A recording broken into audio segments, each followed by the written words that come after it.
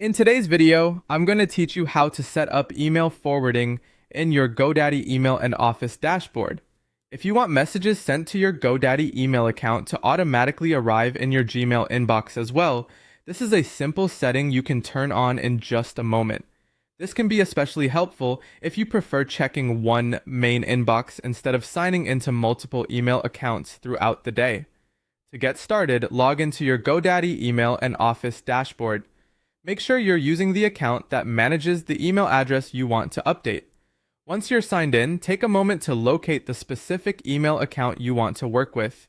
If you have more than one email address in your account, double check that you're choosing the correct one before moving on, since forwarding settings are applied individually.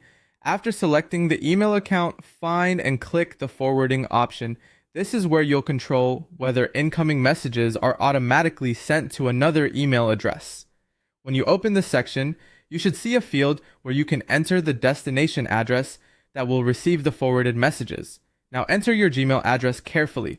It's important to type it exactly as intended, because even a small typo can prevent your forwarded emails from arriving properly.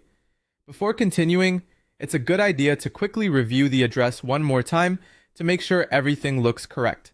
Next, check the option labeled Keep a Copy of Forwarded Email. This setting is useful because it allows your GoDaddy mailbox to retain the original message even after it has been forwarded to Gmail.